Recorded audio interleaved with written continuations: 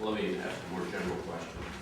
If someone is homeschooled through 8th grade or even high school, are there tests that the state imposes on those kids, presumably to make sure that they're properly being educated?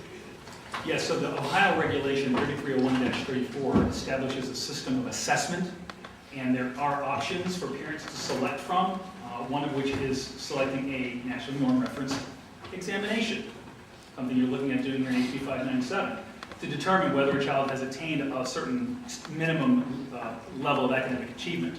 That's one approach. The other is that a licensed teacher, certified teacher, can review the child's work and pronounce that the child has met educational attainment.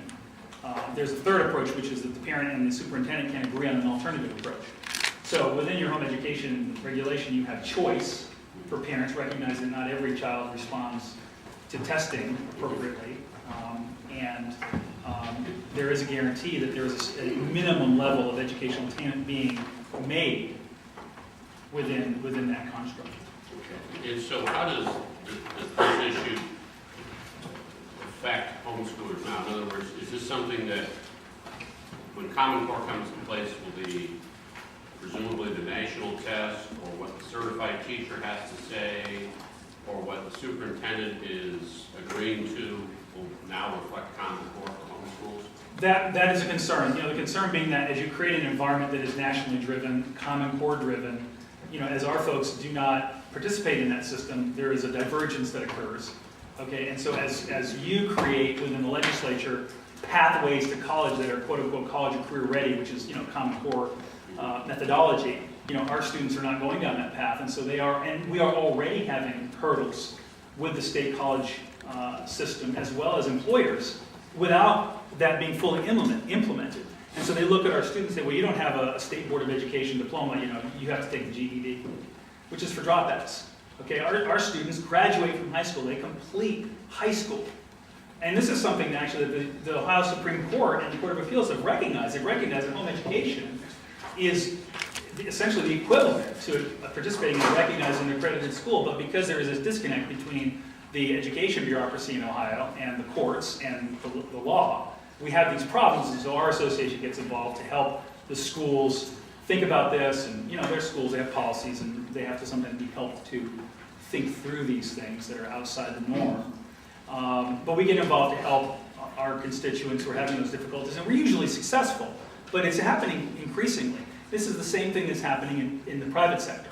The private sector looks to the government and say, okay, you're handing us these children who come out of your system and they're supposedly ready. Okay, fine. Here's a homeschool kid. We don't know what, they say we don't know what that is. And we're not saying that, employers should have to hire a homeschool graduate. We're just saying that employers shouldn't be discriminating against our graduates on the basis that they don't have a state-issued credential. So that's kind of how it's affecting our folks. Well, a lot of that is just ignorance on behalf of the employers, and Yes. natural prejudice, and because the more ignorant someone is, the more prejudiced they are about something they don't know about. So that's just life. So you guys have a big road to go ahead. Well, we're doing our part to try to inform people, but honestly, it's been going on for quite a number of years, and that's why we have been requesting the assistance of the legislature to clarify what we believe Ohio law already does recognize. And I think that's an appropriate place for the legislature to get involved. So are you mentioned you teach constitutional law, and where is that? That is at Patrick Henry College in Purcellville, Virginia. Okay. And so you came from Virginia to testify? Or? Yes, sir, that's correct. I traveled here from Virginia, representing the many thousands of Ohio families that we have here who are members of our association. Okay, great. Thank you for your testimony. Thank you, sir. Questions from this witness, Representative Derrickson and then Thompson? Thank you, Chairman. Mr. Donnelly, thanks for being here. Thanks, sir. I've been happy to further discuss your concerns with you another time. Fairness to the whole school thing. That's not my question. I welcome the opportunity to do so. In your testimony, you have described how there our colleagues are stressed and pressured by the swirl of rapid implementation and the threat of high stakes testing. Some are ready to quit teaching, like referring to teachers and colleagues. I've heard the same comments. In regards to 597, if we would repeal Common Core, as we now know, would life be easier? Would it be simpler? Would teachers be more encouraged to not consider it? Well, I think that you repeal, first of all, you're putting in place a norm reference examination, and as I understand 597, you're pulling out a number of the end of course examinations and things like that. So I think, my sense is that it would probably simplify the assessment process, which would make things a little bit easier for teachers, because the problem with Common Core is it's imposing just this very rigid approach to assessment. And that drives creativity out of the teaching process. That's what these people are telling me, is that the system, the approach, is sucking out creativity, it's pulling out innovation, and that's been going on for decades in the education system. I mean, come on, we know that. I mean, I went to public school, all of you probably went to public school.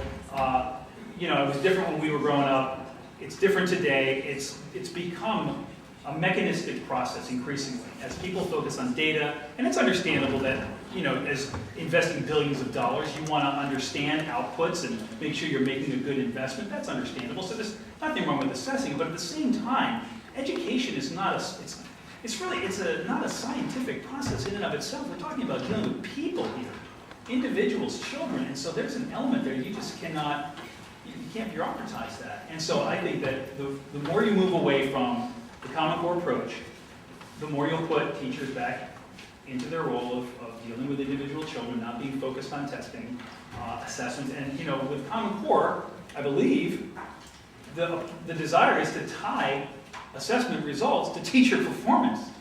Okay, I get the desire to, you know, I was a businessman, you know, you want to put money to performance, I get that.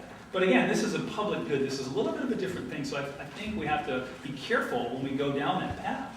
And when you go down that path, and you place those kind of requirements on teachers, you're crushing a certain spirit that exists and ought to exist in education. I think this legislation would make things better for teachers. Representative Thompson. Thank you, Mr. Chairman. Thank you for coming today. Thank you to all the families who came today, because I do think that this is a critical issue for anyone who is educating their children. And I wanted to point out, I think you would concur with this, one of the concerns was how everything is being aligned with Common Core. The college boards are working on it because one of the architects of Common Core is now headed up the college board. He's already effectively dumbed down the SAT test. He's going to work on some other things now. And the question is that pathway for students. There's an Iowa Common Core version, there's an Iowa non-Common Core version. So there's that concern that this uniformity is going to work to defeat the pathway for homeschoolers to be able to demonstrate that they have the knowledge to get into college. So could you comment on that? Well, that is a concern for our constituents as the national system becomes more uniformitarian and rejects different approaches to demonstrating academic achievement worthy of admission into institutions of higher learning. We're concerned that our constituents are going to have difficulty. You know, if they're not learning all the material, and this is a process that will unfold over years as curriculum is aligned and changed. This is a game of inches. It takes time for this sort of thing to happen, but we're concerned about the direction and where it's going. And so we do feel that as we lose these norm reference tests, which currently Ohio recognizes as something that homeschoolers can take, you know, they're going to go away eventually if Common Core assessments become the way children are assessed. And our students will have no choice but to take them, if that's the requirement to get into school. And then we're going to have to make the choice, okay, are we going to teach what we have to teach? And, you know, this is a decision that parents will have to make. But you should not be putting people in that position. You should be standing for more choice, more innovation, more creativity in education, and allowing for lots of options, and allowing parents to drive the process, not the Federal Department of Education, not even the State Department of Education. So I would encourage you to think about the history of education in Ohio, which interestingly, I was looking at the Ohio Constitution, and the original Constitution says nothing about the Department of Education or even local school boards until 1912. You didn't have local school boards in Ohio until 1912. You didn't have a State Board of Education until 1953. How did you possibly survive before that?